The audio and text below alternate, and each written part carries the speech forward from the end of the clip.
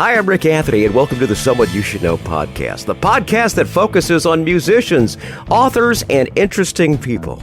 We like to say we're making a difference one artist at a time. So sit back, have a cold one, and get ready to meet someone you should know. As we begin another year, everyone here at the Someone You Should Know podcast wishes you a healthy, and prosperous 2024. The Someone You Should Know podcast goes international once again, heading down under once again for a duo of country musicians with some great music. Their harmonies are described as honey-coated chocolate. Will you please welcome the award-winning duo from Melbourne, Australia, the country duo of The Long and the Short of It. That's the band name. They are David Baird and Patsy Toop. Welcome and Happy New Year to you two. Happy New Year. Happy New Year, Rick. Yeah, yes, 2024 is going to be amazing. Absolutely. We wish the very best for you. And it's going to be kind of hard to pass up what's already happened so far this year. It's been a lot of great things. I wish you the very best with with everything that you've got going on for 2024. We'll talk about all the plans you've got for 2024. But first, let's back up to the origins of the two of you when you actually first fell in love with music. Patsy, when did you fall in love with music, and who were some of your influences growing up? And then I'll ask David that same question. Yeah, well, I started playing piano at about, age 6 or 7. And so I loved music from that point, although, your mother's on your back about, practice. But notwithstanding that, I was the king feature at our singing sessions around the piano with the family, and that inspired me to keep going.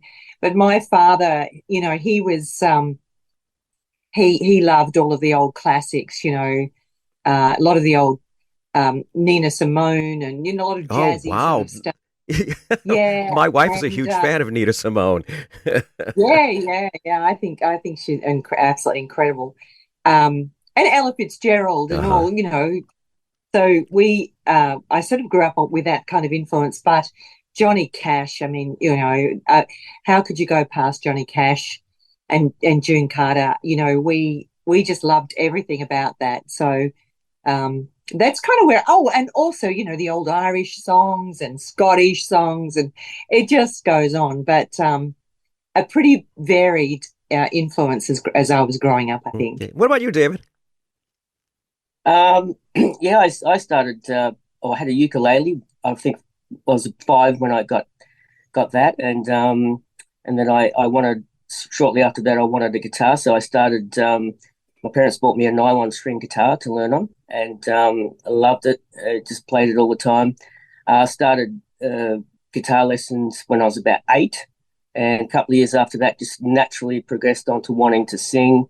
And for many, many years, the first thing I do is, when I come home from school or, later on in my life after work, the first thing I would do is pick up my guitar and play it. It was kind of like a therapy for me. I didn't actually realize that I'd go on and do, take music a bit more seriously. But, and my influence was always the Americana sound. I grew up, both my parents worked, so I spent a lot of time at my grandmother's place, and she had country music playing all the time. So I think that really got into my head at an early age. But I have a pretty broad section of cross-section of influences, like anyone from like Elton John, James Taylor, the Eagles. I love the Eagles sound. I've seen them twice in Melbourne here. Wow. Live in concert. They're fantastic. Creedence Clearwater. I just love that kind of sound. So that's always they've always been a big influence in my music. Very good. Very good. I got to ask you the origins of the name, the long and the short of it. Where did it all come from? Pretty much named itself. I mean, Patsy's pretty tall, and I'm very short, so that's where the name. I just have a bit of fun with people sometimes, and I say, look, we put 100 names into a hat, and that's the first one that was drawn out. There you go. It's like I was talking many years ago to Fee Waybill of the Tubes. I said, "How did your name get? Choose that name?" He said, "Our dog chose it out of the hat." Yeah. Well, very good, very good. The origins of you two becoming a group. You've been around for quite a few years now. How did you two form together as a duo? Yeah, well, I can So I was the president of a club, and we were doing a fundraiser in Williamstown, which is where I live in Melbourne, and we had an Irish band playing, and I was doing the sausage sizzle out the front of the venue selling the sausages. And then the Irish band had a break, and I heard this amazing voice. In fact, it was mesmerizing, and I could hear the guitar, I could hear this voice, and I was drawn into the room, and I still had a sausage on the end of the skewer, and I'm standing there with my apron and this sausage, and I'm looking at this little guy sitting on the chair with his eyes closed. He was so nervous, but it just was beautiful. I think it was my probably second public performance. Yeah. And I was very nervous. It took me a while to get used to playing in front of an audience. So I was, literally used to play with my eyes closed. And I did have, big sweat patches under the arm. And then, so, he finished his set. I couldn't believe it. And I just sensed that there was a blend, a tone in his voice that would blend with mine. Uh-huh. Not that I was singing at that time, but I actually walked up to David with my sausage on the sizzle thing, on the skewer, and I introduced myself and said, "Would you sing a duet with me?" And he went white and ran away. I didn't know what to say. I think I said something like, "Can I think about it?" Yeah. No, not much like that.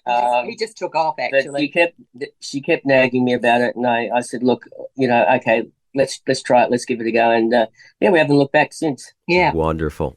I love that. I got to ask you, where the recent album recorded at? Because it sounds really, really well done. Was that in Melbourne or was that in the States? Half and half. Interestingly enough, okay. Yeah.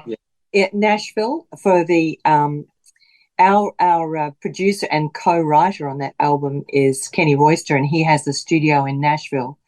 And so we got the tracks recorded there with Kenny.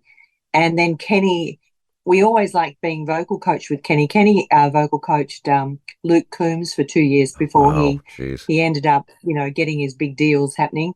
And he's got a wonderful gift. And so we then did the vocals in Melbourne in our own studio, and we had this we couldn't actually, we were supposed to go to Nashville, but we were in lockdown at that time. Yep. We couldn't leave the country. Yeah. And we had a studio there that was a purpose-built recording studio, but it wasn't quite finished. So Kenny suggested, that we get it finished and we can do the vocals here. And so I thought, great, let's do that. So I spent a couple of months kitting out the studio, getting it ready, and all the vocals were done here, and they come out really, really well. Yeah, we had a listen to app or something like that. Listen to me or something, and so Kenny could listen to us singing, and as we were recording the album, and he'd give us the tip that perhaps I didn't sing that correctly, or it was a bit flat or whatever. But then we could do it again because he was fantastic, and he's such he's so. He said, look, if we're going to make a record, it has to be world class. And because in 20 years' time, when you listen back to that record, you want to really be proud about it. And let's make it world class. So that's how we did it. And, we're very, very proud of that album. It's done very, very well for us. Took a couple of years to write it. Yeah. It sounds fabulous, and that's why we're going to feature some of the songs from it on this show today. The first one we're going to feature is A Little Love Will Fix You Up. What's the backstory on this great song? Well, it's a story about,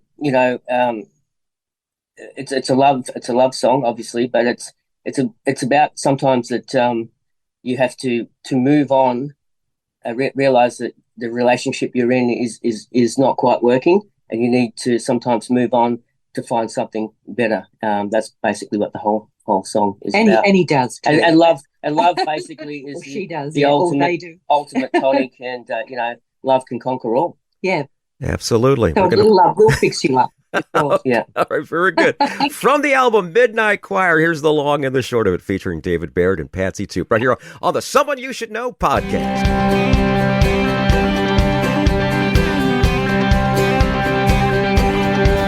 When you feel your world will never ever be the same, there's no way you could get over the break. Stealing for a healing, left you feeling that you can't trust. Oh, a little bit of love, a little love will fix you up.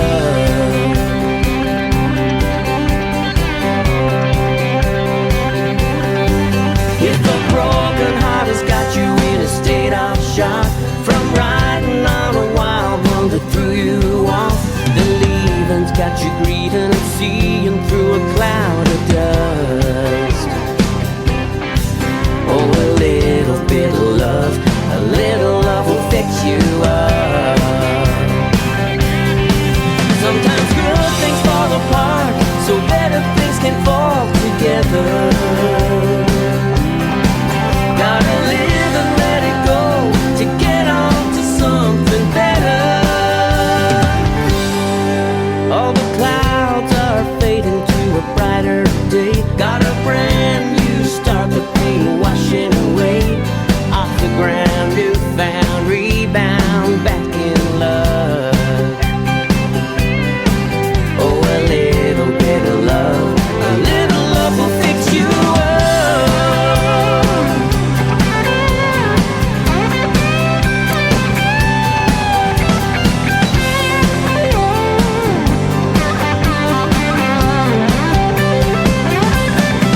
Sometimes good things fall apart, so better things can fall together.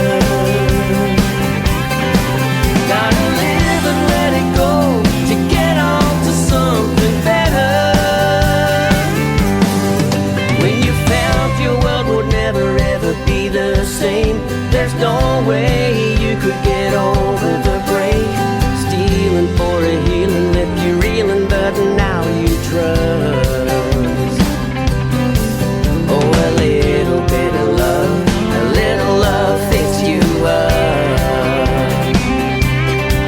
Yeah, a little bit of love, a little love fixed you up.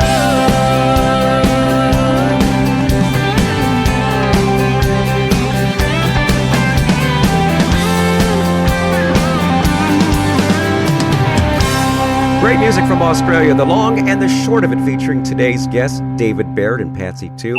The video for that is actually going to be found down in the show notes. I highly invite you to go ahead and click on the link and check out the video. It's really good, really well done. The music's good, the video's done, and it's well done.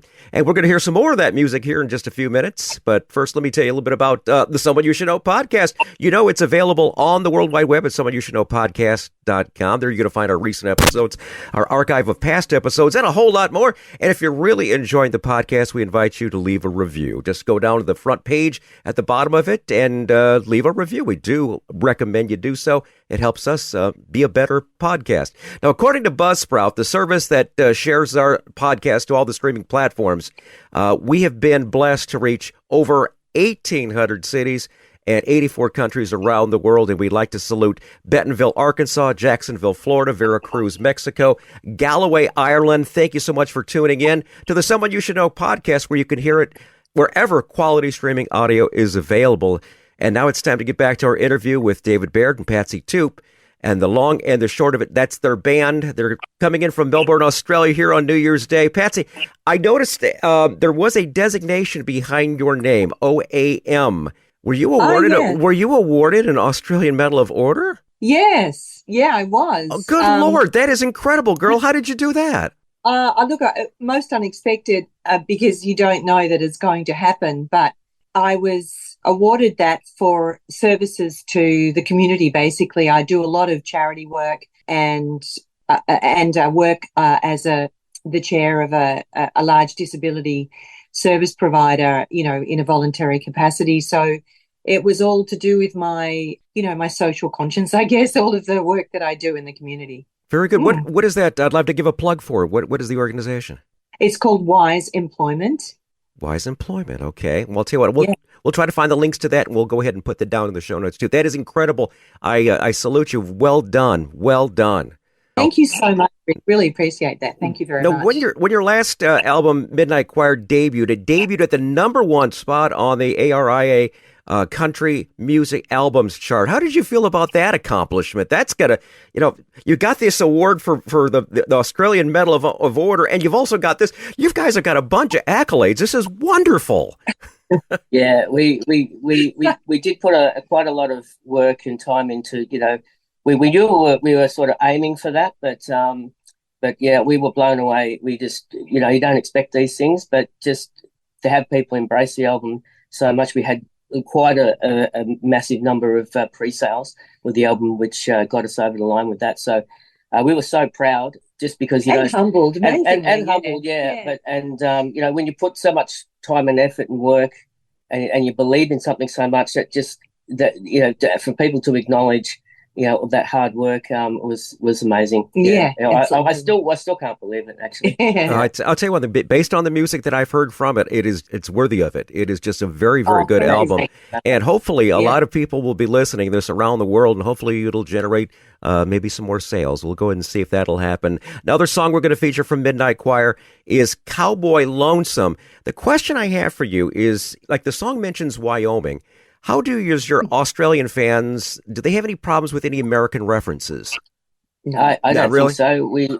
No, not at all. We even have, there's a few kind of music legend artists that have come across our album, and that song, there's one legend artist in Australia, his name's Russell Morris, and that's his favourite song, Cowboy Lonesome, on the whole album. He just absolutely raves about it, loves it.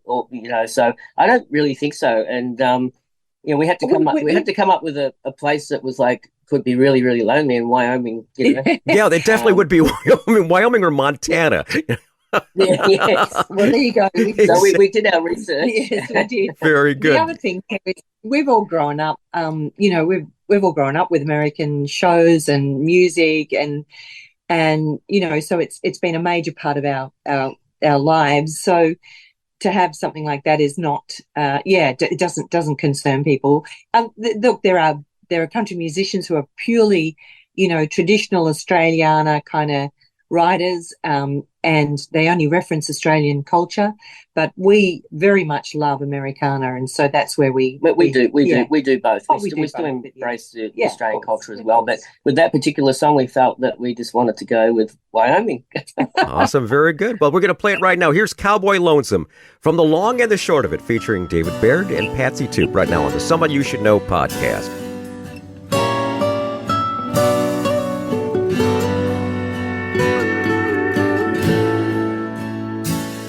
Pushing 12 hours to sundown with no one in sight, till the first star shows in that Wyoming night. She dances through his mind in the campfire glow, in the embers he remembers.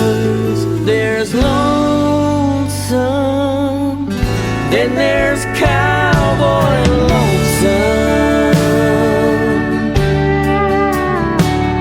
A heartache the size of Wind River Range, where empty keeps going and going, where the moon slowly crawls across the night, and the stars are so bright he can see her reflection like a mirror in the sky. There's lonesome, then there's cowboy lonesome.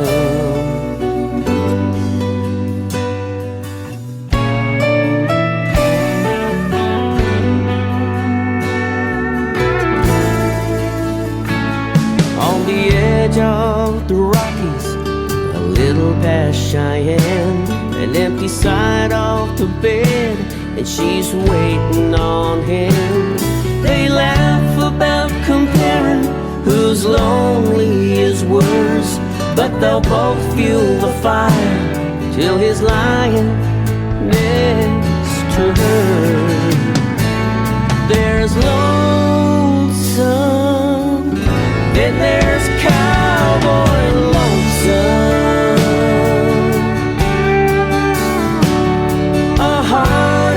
Size of Wind River Range, where empty keeps going and going, where the moon slowly crawls across the night, and the stars are so bright bright he can see her reflection, like a mirror in the sky.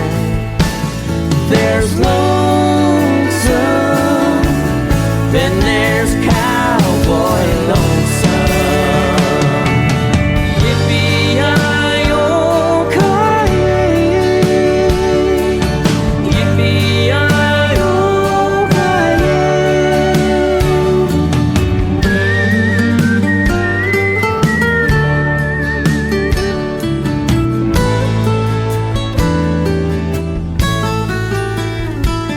There's lonesome,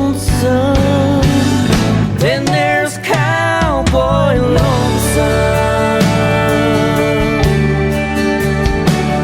A heartache decides a wind river range where empty keeps going and going, where the moon slowly crawls across the night. The stars are so bright he can see her reflection, like a mirror in the sky.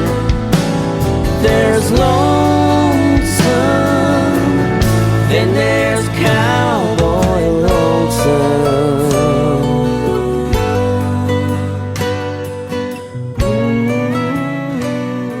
A real pretty one right there, Cowboy Lonesome from David Baird and Patsy Toop. The band is called The Long and the Short of It, and the album is called Midnight Choir. I invite you to check that out on Spotify and all the platforms, and highly recommend you go ahead and maybe purchase a couple copies. Hey, it wouldn't be a good way to start 2024 with a great album like that to pass on to friends. I got to ask you, how does the country music scene in Australia differ from, say, the Nashville music scene here in the United States? It's very different. Having said that, Nashville's amazing because, as you know, there is an enclave of incredible performers that are all in the one location. Whereas in Australia, we have incredible performers, but they're all scattered all over the country. And so when it comes to actually recording an album, we've got to rely upon getting someone from Queensland and as far as Western Australia, and then, of course, ourselves in the studio in Melbourne. And it's a very different experience. And the Nashville recording artists all record together as a band. And I think that just has the most amazing synergy. It does. Yeah, it does. Yeah, incredible. The session players there are incredible. And that's not to say that we're not incredible in Australia. It's just the tyranny of distance, I think. And the fact that we're all scattered all over the place. It's mostly, the recording process here is mostly track by track, which unfortunately, to the trained ear, I suppose you can hear that difference in synergy between a track by track recording and a whole band playing together. It's just, the chemistry is so much better. Yeah. But in terms of love for the music, I guess in America, we've noted that there's a lot more love for country music, I think, and of course with Taylor Swift and Keith Urban and everybody doing, pushing the boundaries a little more toward pop, here in Australia, we have definitely got those sort of young songwriters coming through that are doing similar things. But we do have the very traditional element here in Australia as well. There seems to be kind of like the real traditional group of people that just they're hanging on to the bush ballad sort of thing, which is great. But they see a lot of the new kind of crossover country music as not country music at all. And, yes. I think things have to change. I mean, it's just a natural progression. Things change in time, and we have to sort of embrace the fact that country music is changing. And, And we also have the areas in Australia that are very much more country music focused than other areas. For example, we are very popular in northern New South Wales and Queensland and, the Northern Territory in the upper reaches of Australia. And that's where country music, of course, is still played and loved and cherished. Oh, and here there's a mix down here. It's very cosmopolitan, Yeah, I can imagine. Yeah. I can imagine as far as that goes. Earlier in 2023, I had a country woman or countryman of yours, Lily Grace, 17-year-old country singer that has come over to the States and is making some waves here. As far as, have you heard of her in Australia? Yes, in fact, it's interesting you say that, Rick, but I've only started hearing about Lily Grace recently. I think we're friends on, social media as well. She has been doing amazingly well. Yeah, she's a great kid and living in Nashville. Yeah, it's amazing. When I talk to her, she has such. She's very humble in the sense that she will play just about anywhere she can just to get the name out there. And a lot of people are kind of opposed to that, but I think that's just a brilliant idea. It just shows a lot of tenacity, a lot of drive, and willing to do what you can for your craft. Yeah. This next section is called Tales from the Road. This is probably one of the most infamous sections of the podcast, where we delve into those moments where things didn't go quite as well. It's those infamous road stories where things didn't go as planned. Kind of think of your Spinal Tap moment. You guys have been touring for a couple of years. What would you say your Tales from the Road might be? There's one. Remember the time? So we were playing up at Tamworth Country Music Festival, and which is the largest music festival for country music in the Southern Hemisphere. And the second largest country music was Mildura Country Music Festival. And unbeknownst to us, we had the guy turning up from Mildura to listen to our live performance. And when we arrived at the place that we were performing, the sound engineer didn't arrive. So typical. So we're there, and we went, like, the audience is getting a bit edgy because we were like already about 5 minutes late in starting, and there's no way we could self-mix because the mixing console was like at the back of the room, and that was a nightmare. So then all of a sudden, John Arnold, the organizer of the Mildura Country Music Festival, walks in, and we go, "Oh no, John's here!" Oh, my heavens! I know, and he personally makes a point to go and listen live to all of his artists before he books them for the festival. Yeah, and he arrived at that moment, and he came up and he said, "Hi, how you going?" And he said, "Well, is there a problem?" And we said, "Yes, John. I hate to say that our sound engineer hasn't arrived." And he said, "Oh, that's all right, no problem. I'll do the sound for you." So he did. It was Wonderful. Amazing. Phew. And so he went down to the back and he mixed the sound for us. And he said, "I can only stay for a few minutes. I just want to hear you." And then we performed a couple of songs, and the next thing he'd gone, but thankfully he left all of the settings on so we could still continue to perform. But that was the most embarrassing moment, I think, when you've got people who paid to see you play. Absolutely. And you've got no way of turning yourself on. The show must go on, right? The show must go on. Now, since you're going to be making a lot of waves here in 2024, a lot of people want to check out what you're going to be up to. Can you give us some social media links? Oh, absolutely. So we are long.short.duo on Instagram, and we are on Facebook as well. I think we are the Long and Short of It on Facebook. It could just be Long Short Duo again on Facebook. And the other one, we do have an account on TikTok, but Patsy at Long Short Duo. Okay, I'll tell you what. I'll find all these, and I'll put them down in the show notes. How about that? It'll make it a lot easier. Yeah, I know it's really hard, isn't it, to try to work out. That's just it. It seems like it's like this show. I thought Someone You Should Know podcast would be easy, and it's like, how did I wind up having to be the third one for this or something like that? It's weird. It's like this is just a Yeah.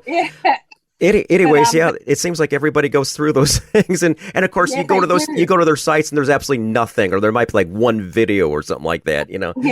Well, our YouTube channel has got quite a lot. We really love shooting videos, and so we've actually got quite a few videos for our songs on YouTube. And I'm pretty sure that's long.short.duo.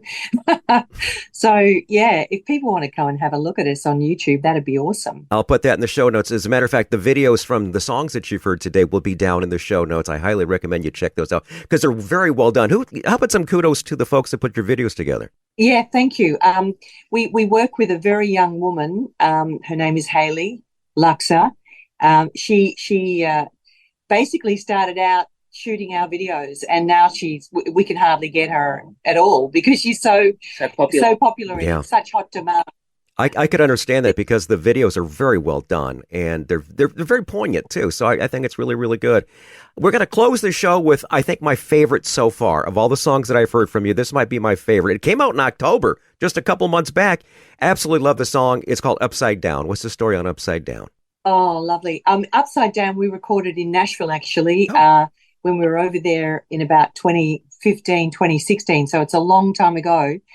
And we just loved the fact that it turned out so fabulously with all, really raunchy driving song about a girl who is leaving her country town and going to find the world. And she's, that's it. She's going to turn this town upside down.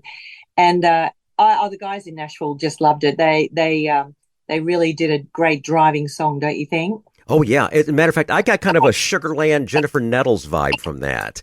And I was sort of going, gosh, that sounds a little bit like Sugarland. And I loved Sugarland, so that's one of the reasons why I love the song. Very good. That's so lovely, Rick. We're going to close the show with that, and I thank you so much for being our first guest of the new 2024 year here on the Someone You Should Know podcast. I wish you the very, very best for 2024. And the same to you and Rick. your listeners, Rick. And, it's been a real pleasure. It's been a pleasure. Thank you so much for having us on. Well, she's got some dreams and a plan of her own. Gonna be gone before her mama gets home. And pray that Malibu makes it on across the state line. Well, there ain't no trouble, she's just wanting out from underneath the cover of a shadow of a doubt. Got her mind made up, she ain't gonna change this time. If it's the last thing she does before morning comes around, she's gonna turn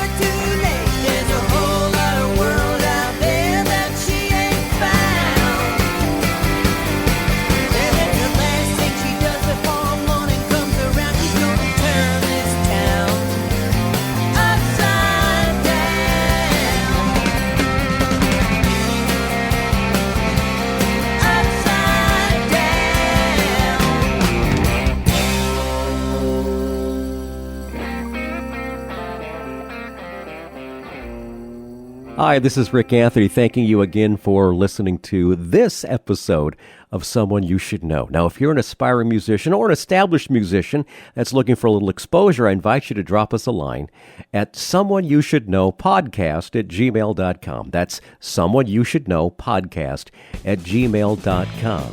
Also, I invite you to tell a friend about the Someone You Should Know podcast. I thank you for tuning in this time, and I invite you to check us out next time on the Someone You Should Know podcast, because you never know who's going to show up. Until next time, remember, God loves you, and so do I.